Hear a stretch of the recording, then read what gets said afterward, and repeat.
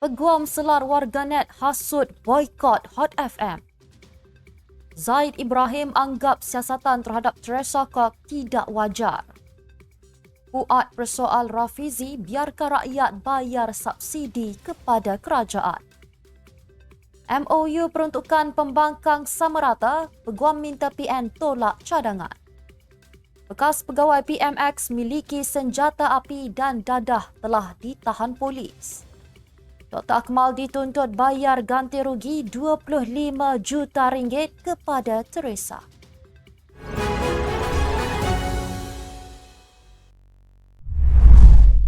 Bismillahirrahmanirrahim. Assalamualaikum dan salam Malaysia Madani. Bersama saya Mira Kilah dalam Netstab News edisi Extra.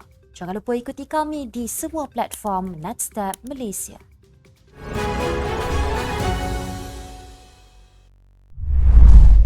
Anggap penyokong Perdana Menteri sebagai tidak mempunyai prinsip. Seorang peguam hak asasi manusia, Eric Paulson, menyelar gesaan boikot terhadap rancangan radio Hot FM. Beliau turut membandingkan reaksi terhadap poster satira bekas Perdana Menteri Najib Razak satu ketika dulu dengan dakwaan Khairi Jamaluddin mengejek Perdana Menteri Datuk Seri Anwar Ibrahim semasa rancangan stesen itu.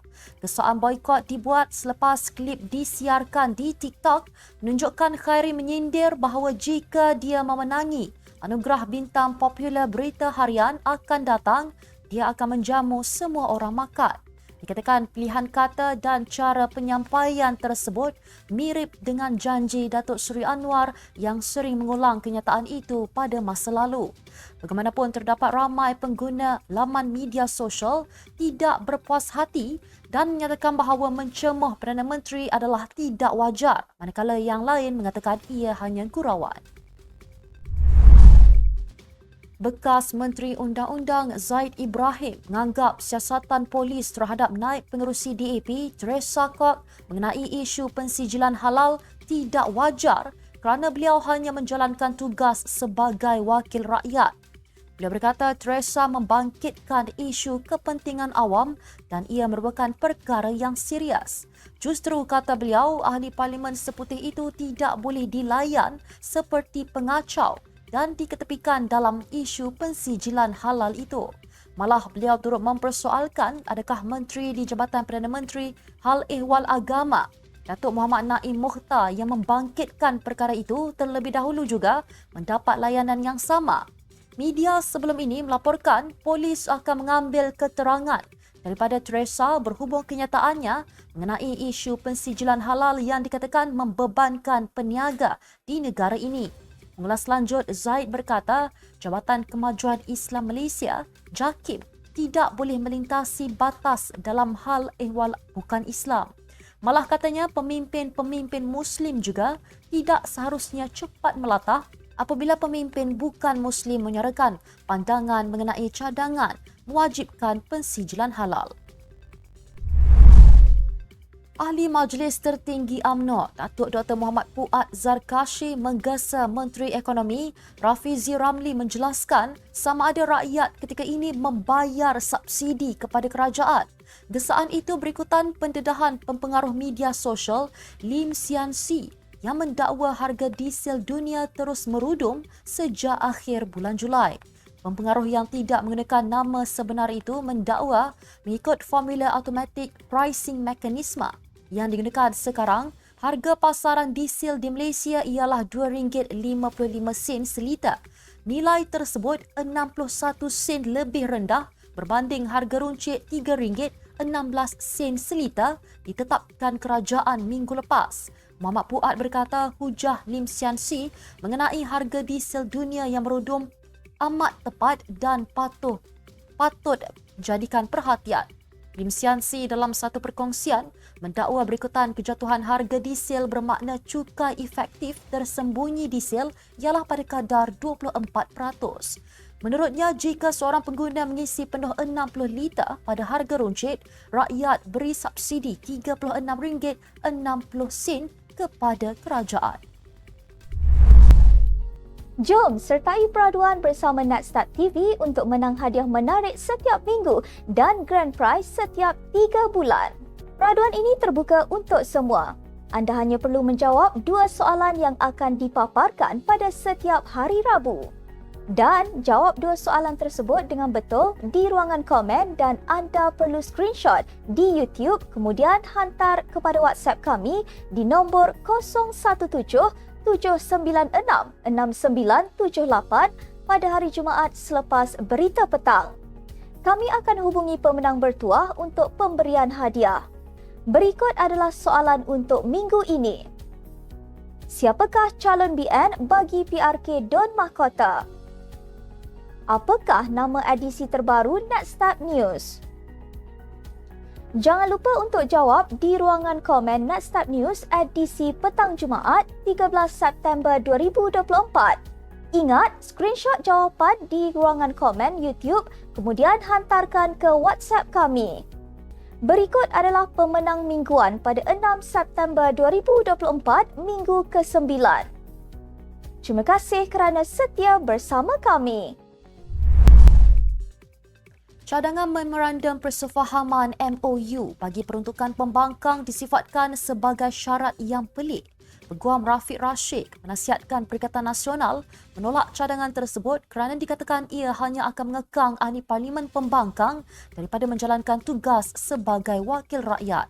Beliau memberikan contoh syarat mewajibkan ahli parlimen PN mengisytiharkan harta, sesuatu yang lazimnya dituntut ke atas ahli politik kerajaan dan bukannya pihak pembangkang. Di samping itu, draft MOU itu meletakkan syarat ahli parlimen pembangkang tidak akan mencabar kedudukan Perdana Menteri sehingga tamat penggal dan berjanji untuk tidak membangkitkan isu yang dikategorikan oleh kerajaan sebagai menyentuh aspek 3R. Menurut Rafiq, syarat tersebut menghalang ahli parlimen daripada tugas membela rakyat. Sebelum ini, Ketua Whip gabungan itu, Taqiyuddin Hassan, berkata keputusan akan dibuat sebelum persidangan Dewan Rakyat akan datang pada Oktober. Rafiq berkata PN perlu memberitahu kerajaan bahawa peruntukan sama rata menjadi hak ahli parlimen dan kawasan yang mereka wakili. Bekas pembantu penyelidik Perdana Menteri Datuk Seri Anwar Ibrahim, Muhammad Yusof Rata, ditahan sejak Jumaat lalu selepas polis menemui 2 pucuk pistol dan dadah dalam kenderaan dinaikinya. Perkara itu disahkan oleh peguamnya Muhammad Rafiq Rashid Ali pada Rabu. Menurutnya, Muhammad Yusof telah menyatakan secara jelas kepada pihak berkuasa bahawa pistol dan 305 gram dadah disyaki ganja bukan miliknya dan tiada kena-mengena dengan barangan terlarang tersebut. Muhammad Rafiq berkata anak guamnya juga telah menyatakan dalam rakaman percakapan bahawa pistol dan dadah tersebut diletakkan dalam keretanya sebagai perangkap oleh pihak yang didakwa mempunyai dendam atau permusuhan dengan beliau.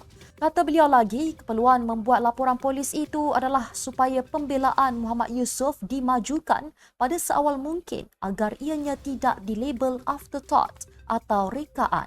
Mahkamah Tinggi Kuala Lumpur sebelum ini menetapkan perbicaraan penuh berhubung saman Muhammad Yusof terhadap Datuk Seri Anwar berhubung dakwaan serangan seksual terhadapnya yang akan bermula pada 16 Jun tahun depan. Pada 14 Julai 2021, Muhammad Yusof menfailkan saman mendakwa beliau telah diserang Presiden PKR itu secara seksual pada Oktober 2018, beberapa hari sebelum Datuk Seri Anwar memenangi pilihan raya kecil Port Dickson. Satu surat tuntutan LOD telah dikeluarkan oleh Ahli Parlimen DAP Teresa Kok kepada Ketua Pemuda UMNO Dr. Akmal Saleh yang menuntut ganti rugi 25 juta ringgit. Dalam notis yang dihantar oleh peguamnya, Sankara Nair and Partners, Teresa mendakwa Akmal memutar belit kenyataannya mengenai isu pensijilan halal. Semalam, Ahli Parlimen Seputih itu disoal siasat polis kerana berkata cadangan kerajaan mewajibkan pensijilan halal bagi restoran dan syarikat makanan yang tidak menghidangkan daging babi dan arak akan membebankan perniagaan dan boleh menjadikan Malaysia sebagai bahan ejekan. Sebagai jawapan, Akmal menyelar Teresa sebagai nyonya tua yang tidak sepatutnya mencampuri urusan Islam dan berkata beliau akan meminta kerajaan menyediakan logo tidak halal untuk ditampal di dahi pemimpin DAP itu.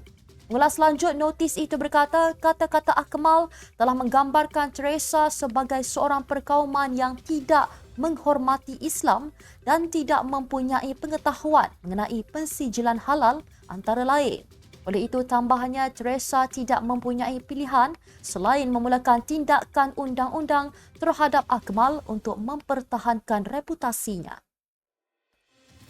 Sekian untuk edisi Ekstra. Ikuti perkembangan semasa isu-isu panas politik Malaysia setiap hari hanya di Netstep News. Jangan lupa untuk follow Facebook Netstep Malaysia dan subscribe YouTube Netstep TV. Netstep Malaysia bersama melangkah dengan yakin. Saya Mirakilah, Assalamualaikum dan salam sejahtera.